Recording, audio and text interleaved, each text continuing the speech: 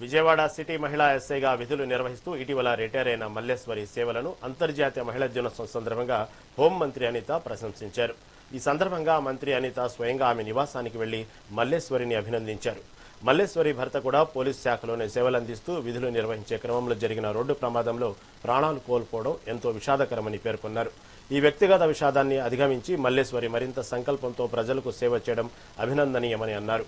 తన ఆసక్తితో రోడ్డు ప్రమాదాల్లో ప్రాణాలు కోల్పోయిన వారి కుటుంబాలకు అందే కాంపన్సేషన్ విభాగంలో చేరి అనేక కుటుంబాలకు త్వరితగతిన పరిహారం అందేలా మల్లేశ్వరి అపారమైన కృషి చేస్తున్నట్లు మంత్రి తెలిపారు.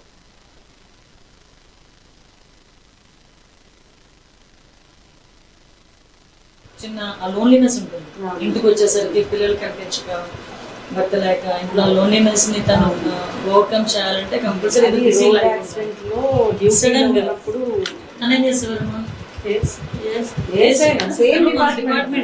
డిపార్ట్మెంట్ రోడ్ యాక్సిడెంట్ డ్యూటీలో ఉన్నప్పుడు చనిపోయాడు. ఎలక్షన్ పోస్ట్ బ్యాలెట్స్ కి సెక్రటరీగా ఉన్నారు. And she continued election duty అయినప్పటికీ కూడా ఎలక్షన్ డ్యూటీ కంటిన్యూ చేస్తే బాగా ఇష్టం మేడం. పోలీస్ డిపార్ట్మెంట్ అంటే నాకు చిన్నప్పటి నుంచి బాగా ఇష్టం. యూనిఫామ్ వేసుకోవాలి, ఇంకా వేసుకోవాలనే కోరిక. రిటైర్ అయిపోయినప్పుడు యూనిఫామ్ మళ్ళీ ఇస్తే వేసుకుంటుంది. వేసుకొని మళ్ళీ డ్యూటీ చేస్తాను. ఇలాంటి వాళ్ళు చాలా మందికి ఇన్స్పిరేషన్ అన్నమాట. డిపార్ట్మెంట్ లో పనిచేసే వాళ్ళు కానీ ఫస్ట్ ఆఫ్ ఆల్ ఈ న్యూ జనరేషన్ పిల్లలకి హ్యాపీ ఉమెన్స్ డే అమ్మా. మీ అమ్మగారు చేసిన సర్వీస్ మామూలు సర్వీస్ కాదు అది.